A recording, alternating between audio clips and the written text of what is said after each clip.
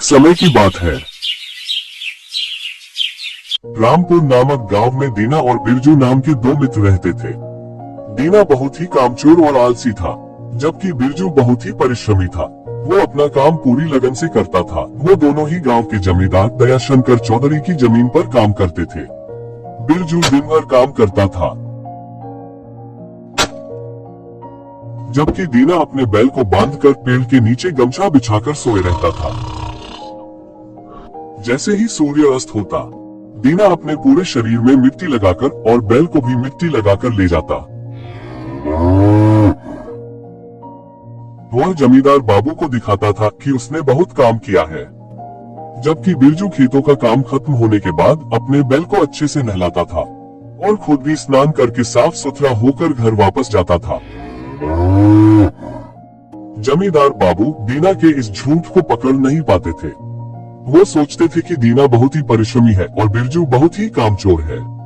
इसलिए जमींदार बाबू ने रसोइये से कहा, देखो, दीना बहुत ही परिश्रम करता है, उसकी अच्छी देखभाल करना और ध्यान रखना, उसके खाने में कोई भी कमी न होने पाए। रसोइया दीना को भरपेट खाना देता था और बिरजू का पेट ही नहीं भरता था।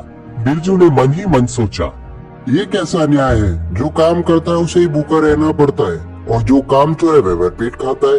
ये कैसा इंसाफ हुआ? दीना समझ गया कि बिरजू के मन में संदेह हो रहा है। वो डर गया कि अगर बिरजू ने असली सच बता दिया तो। इसीलिए उसी रात को दीना ने बिरजू से कहा, सुनो बिरजू, खेत की कोई भी बात जमींदार बाबू से मत कहना। अगर कहा तो अच्छा नहीं होगा, समझ गए ना? ठीक है, मैं कुछ भी नहीं कहूँगा, पर याद रखना, सच को कभी दबाया नहीं जा सकता, समझे? कभी नहीं। अरे जा अपना काम कर, चल। यह कहकर बिरजू सो जाता है। पूरे दिन की थकान के कारण बिरजू गहरी नींद में सो जाता है और दीना पूरे दिन सोने के कारण पूरी रात सो नहीं पाता है। इसीलिए जब सुबह बैल लेकर दीना खेत में गया तो उसकी आंखें लाल देखकर जमींदार बाबू ने पूछा, क्या बात है दीना, रात को नींद नहीं आई क्या? अब क्या बोलूं हुजूर, बहुत मच्छर हैं, उन्होंने मुझे सोने ही नहीं दिया। दीना की खातिरदारी और बढ़ गई। अब वो जमींदार के घर में रहने लगा। दीना बहुत खुश हुआ और उसका जीवन ऐसे ही चलने लगा। खेतों में जाकर बैल को रस्सी से बांधकर वो सोया रहता था और बिरजू ईमानदारी से अपना काम करता जाता बिना फल की चिंता किए। एक दिन हुआ ये, खाना खाते वक्त रसोइये ने देखा कि दीना खाना बर्बाद कर रहा है। रसोइये ने दीना से कहा, मैं कुछ दिनों से देख रहा हूँ, तुम खाना बहुत बर्बाद कर रहे हो, जितना चाहिए उतना ही लो ना। दीना ने कोई उत्तर नहीं दिया। उधर रसोइया बिरजू को देखकर ये सोचने लगा, दीना खाना बर्बाद कर रहा है और बिरजू का पेट नहीं भर रहा है, कहीं कुछ तो गड़बड़ जरूर है।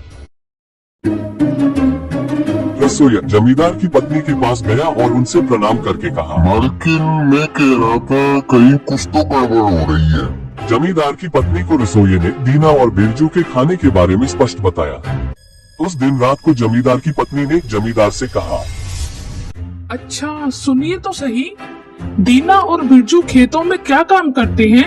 वो आपको एक बार देखना तो चाहिए, क्या काम करते हैं, कैसा काम करते हैं, आपको नजर रखनी चाहिए। जमींदार बाबू ने कारण जानना चाहा, तो जमींदार की पत्नी ने संदेह का कारण बताया। सुनकर जमींदार बाबू ने सोचा, बात तो सही है, पर अपनी आंखों से देखना उचित होगा। यह सोचकर दूसरे दिन वह किसी से बिना कुछ कहे चुपचाप खेतों में चले गए। दूर से खड़े होकर उन्होंने देखा कि बिरजू बहुत मन से काम कर रहा है, जैसे वह अपने लिए कर रहा हो। अब वह दीना को ढूंढने गए। पूरे खेतों में दीना कहीं भी नजर नहीं आया। जमींदार दयाशंकर चौधरी समझ गए कि दीना जरूर कहीं है और कामचोरी कर रहा है। तभी उन्होंने देखा, पेड़ के नीचे गमछे का तकिया लगाकर दीना खर्राटे लेकर सो रहा है।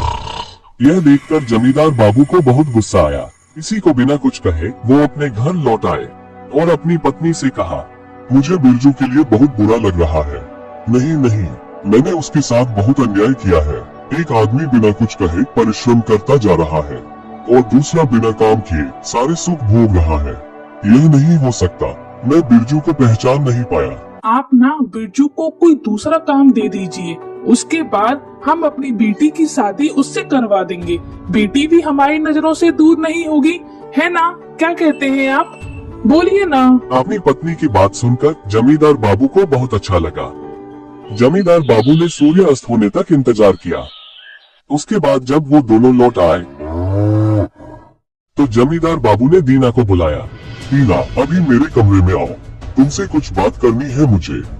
हुजूर, मेरे शरीर में तो मिट्टी लगी हुई है ना, मिट्टी साफ करके आता हूँ। पूरे दिन मिट्टी पसीना, पहले इन्हें तो साफ कर लूं। नहीं नहीं, इसी वक्त मेरे कमरे में आओ। जमींदार यह कहकर चले गए। दीना को कुछ भी समझ नहीं आ रहा था कि अचानक ये क्या हुआ। दीना धीरे धीरे जमींदार बाबू के कमरे की तरफ गया। जमींदार बाबू ने दीना को देखकर कहा, आ गए, अभी तुम्हारा एक काम बाकी है। तुम बिरजू के पूरे शरीर में अच्छे से हल्दी तेल लगाकर उसे गर्म पानी से स्नान करवाकर साफ कपड़े पहनाकर इस कमरे में लेके आओगे, ठीक है? हुजूर, ये कैसा न्याय है? मैं पूरे दिन मेहनत करने के बाद उस आलसी बिरजू के शरीर में तेल और हल्दी लगाऊंगा? इतने दिनों से तुमने मुझे बेवकूफ बनाया है, पर आज मैंने अपनी आंखों से देखा है तुम्हारे परिश्रम का नमूना। तुम आलसी हो, कामचोर हो, झूठे हो। तुम इसी समय इस घर से निकल जाओ, तुम्हें अब मैं काम पर नहीं रखूंगा। ये बात सुनकर बिरजू ने जमींदार से हाथ जोड़कर कहा, हुजूर, हुजूर सुनिए, हम दोनों ही आपके पास काम के लिए आए थे ना, है ना हुजूर? आप दया करके दीना को एक और मौका दीजिए, बस एक और मौका हुजूर। हुजूर, मुझे विश्वास है कि दीना अपनी गलती समझ गया है। हाँ, क्यों रे? इसके बाद जमींदार बाबू ने बिरजू की बात मान ली और दीना से कहा, बस एक और मौका देता हूँ, अपने आप को सुधार लो, तुम्हें साबित करना पड़ेगा कि तुम आलसी नहीं हो। इसके बाद बिरजू जमींदार का हिसाब किताब का काम देखने लगा और दीना ने अपने आप को बदलकर बहुत परिश्रमी हो गया।